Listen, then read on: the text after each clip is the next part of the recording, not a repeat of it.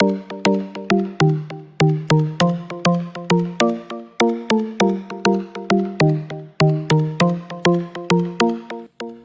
dan bahan: penggaris, pensil warna, pena, penghapus, pensil 2B, kertas manggis warna merah, selpon mikroskop, lem kertas, dan gunting. Bahan: akar wortel, bengkoang, kunyit, bawang merah, cocor bebek, rumput teki, kembang kertas, akar mawar, kantong semar, kentang, ubi jalar, dan singkong. Cara kerja. Assalamualaikum warahmatullahi wabarakatuh.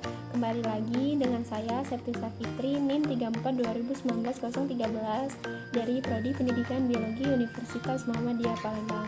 Kali ini saya akan mempraktikkan praktikum morfologi tumbuhan yang kelima dengan judul akar atau radix dan metamorfosisnya.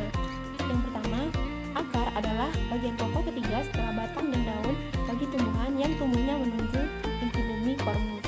Fungsi akar yaitu untuk memperkuat berdirinya tumbuhan, menyerap air dan zat-zat makanan yang terlarut dalam air di dalam tanah, mengangkut air dan zat-zat makanan di tempat pada tubuh tumbuhan yang memerlukan, kemudian sebagai tempat penimbunan makanan.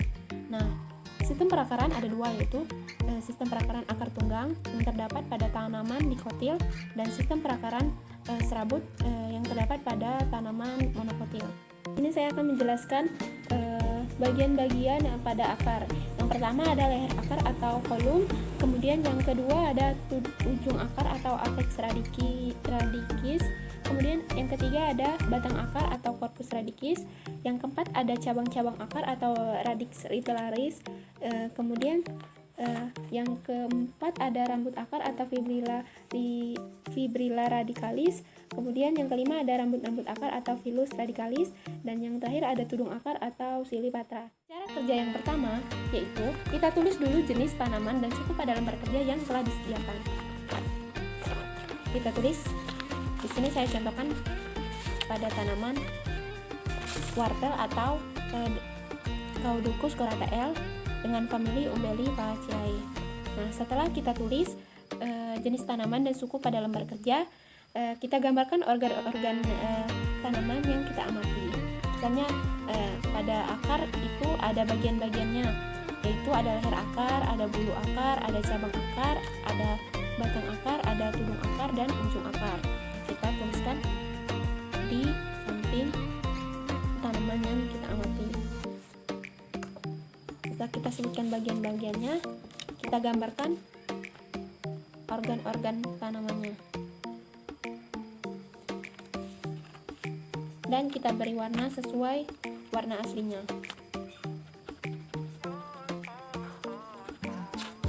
Nah, setelah itu kurang lebih seperti ini nanti.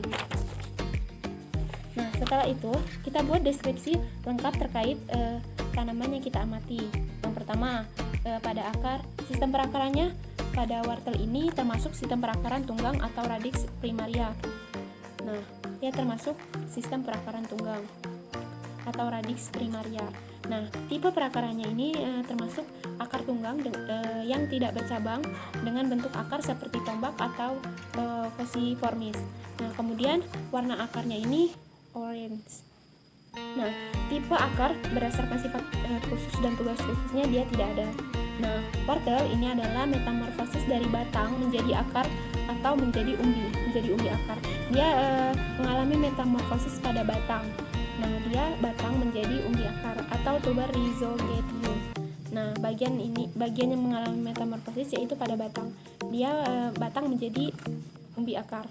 Nah, alat pembelit, piala atau gelembung dan alat tambahan dia tidak mempunyai. Nah, saya akan mencontohkan sistem perakaran yang kedua, yaitu sistem perakaran akar serabut. Di sini saya contohkan pada sucer bebek atau Francois Blospediana Poel. Nah, sucer bebek ini termasuk sistem perakaran akar serabut. Dia termasuk tipe akar yang berdasarkan percabangan, bentuknya dia termasuk serabut dengan kecil-kecil dengan bentuk benang-benang seperti ini. Nah, warna akarnya ini coklat. Nah, tipe akar berdasarkan sifat dan tugas khususnya dia tidak mempunyai. Sucer bebek atau Francois Blospediana Poel ini dia mengalami metamorfosis pada bagian daun.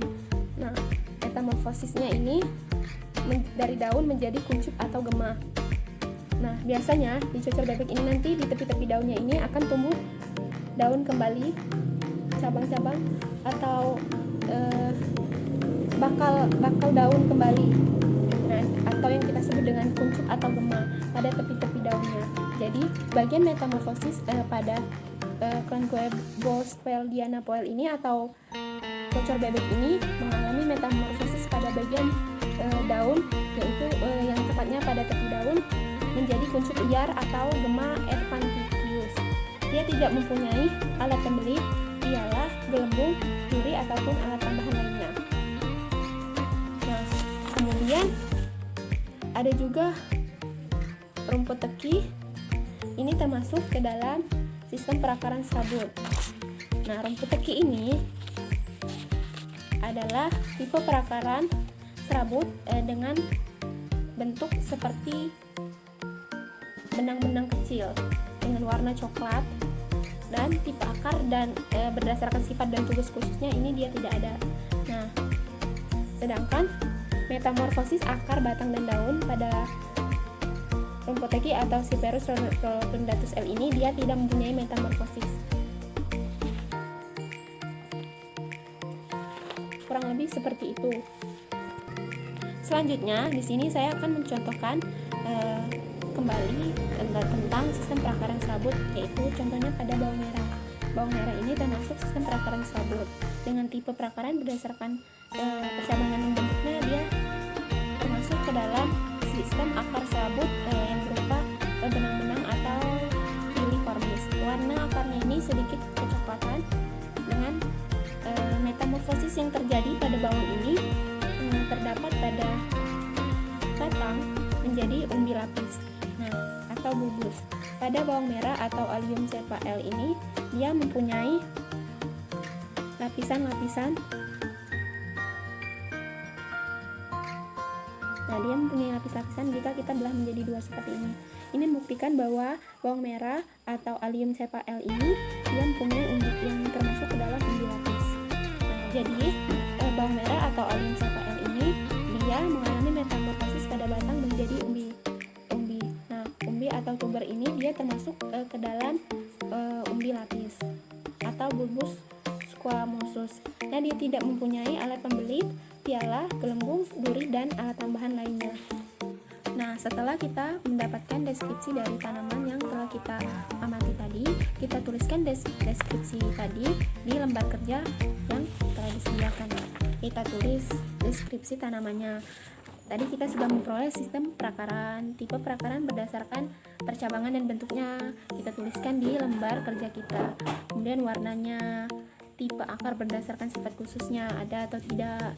Nah, dia termasuk ke mana metamorfosisnya, apakah metamorfosis akar, metamorfosis batang, atau metamorfosis pada daun. Nah, terus di bagian mana dia mengalami metamorfosis, apakah di bagian batang, daun, atau pada akar. Nah, kemudian kita deskripsikan juga apakah dia ada alat pembelit atau sulut, apakah dia mempunyai piala atau asidium dan gelembung atau auriculus, apakah dia mempunyai duri, dan apakah dia mempunyai alat tambahan atau organa aksesoria. Nah, kita tuliskan di lembar kerja kita. Hasil pengamatan Daucus coraca L, Pachyrhizos crocus, Curcuma longa L, Allium cepa L, Calanchoe Blospediana Poel, Cyperus rotundatus L, Bougainvillea spectabilis L, Rosa hybrida Hub, Nepenthes ampullaria Jack, Solanum tuberosum, Ipomoe batatas L, Manihot utilissima.